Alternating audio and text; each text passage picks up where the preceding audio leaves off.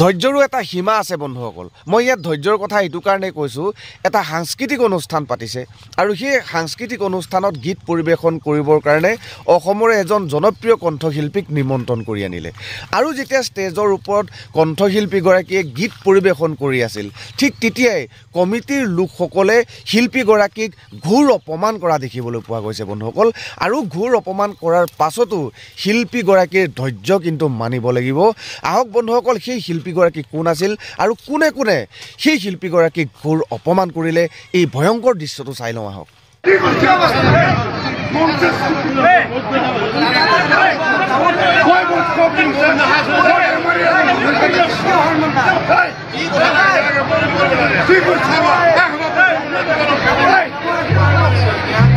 আচ্ছা, আমি বিহু এটি গাই আমি অনুষ্ঠান সামৰি মাৰিব ওলাইছোঁ। এনেকৈ নকয়, আমি তেতিয়াবা বিহুৱে গাইছোঁ, এনেকৈ অভদ্ৰামি নকৰে মাইকত। আমি কমিটিক অনুৰোধ জনাইছোঁ, এনেকৈ নকয়, কাইণ্ডলি এনেকৈ নাপায় ক'বলৈ, ঠিক আছে? মই যিখিনি নহয় আপুনি এনেকৈ মাইকত ক'ব নাপায় দেই ডাঙৰীয়া, প্লিজ নাপায়, এনেকৈ ক'ব নাপায়। আপুনি কিয় এনেকৈ কৰিছে? মাইকত কোনেও এনেকৈ ক'ব নাপায়, আমি তেতিয়াবা বিহুৱে গাই আছোঁ, আপোনালোকে কিয় এনেকৈ কথা কৈছে? আমাৰ ৰাইজে ইমান ধুনীয়াকৈ মৰম কৰিছে, হয়নে নহয় কওকচোন? আপোনালোকে ইমান মৰমকৈ শুনি আছে, এনেকৈ দুটা তিনিটাকৈ নাপায়। এনেকৈ দেখিছে, এইবোৰ দেখিছে কি অৱস্থাত আছে আপুনি? চি লাজৰ কথা, ধেত একদম লাজৰ কথা। আচলতে দাদা হ'ব দাদা, একো নাই, ইমান ধুনীয়াকৈ অনুষ্ঠানখন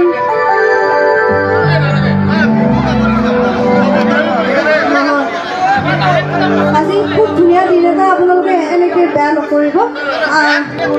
বন্ধুসকল, ইতিমধ্যে আপোনালোকে দৃশ্যটো চালে।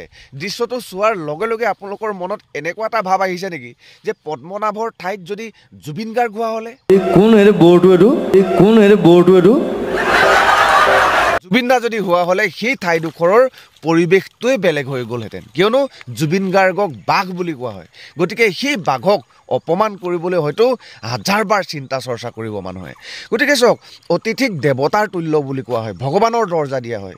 অতিথিক মাতি আনি পেলাই গামোচা পিন্ধি পেলাই ষ্টেজৰ ওপৰত গীত পৰিৱেশন কৰিবলৈ দিয়াৰ পাছত এনেকুৱা ধৰণেৰে অপমান কৰাটো বন্ধুসকল কিমান যুক্তিসংগত বুলি ভাবে? যুক্তি বুলি ভাবেনে বন্ধুসকল? আপোনালোকে অনুগ্ৰহ কৰি মনোভাৱটো জনাবচোন। মঞ্চৰ ওপৰত সাংস্কৃতিক সন্ধিয়াৰ প্ৰগ্ৰেম চলি আছে আৰু প্ৰগ্ৰেম চলি থকাৰ পাছত দৰ্শকসকলে মদ খাই পেলাই উদ্ভণ্ডালি কৰি আছে, সেইটো অকণমান বেলেগ কথা আছিল। কিন্তু উদযাপন সমিতিৰ লোকেই আছিল, উদযাপন সমিতিৰ লোকেই এনেকুৱা ধৰণৰ দুৰ্ব্যৱহাৰ কৰা দেখিবলৈ পোৱা গৈছে অসমৰ এগৰাকী শিল্পী। গতিকে সেই শিল্পীগৰাকীৰ ধৈৰ্য কিন্তু মানি ল'ব লাগিব। তেওঁলোকে ইমান ককৰ্থন কৰিছে, কমিটিৰ লোকসকলে ইমান ককৰ্থন কৰিছে, অপমান কৰিছে। হয়তো ষ্টেজৰ ওপৰত আপোনালোকে নিজে দেখিছে, ষ্টেজৰ ওপৰত উঠি পেলাই মানুহজনক প্ৰহাৰ কৰিবলৈও চেষ্টা এটা চলাই আছে। গতিকে এই কৰ্মটো কিন্তু বৰ যুক্তিসংগত যেন দেখিবলৈ পোৱা নগ'ল।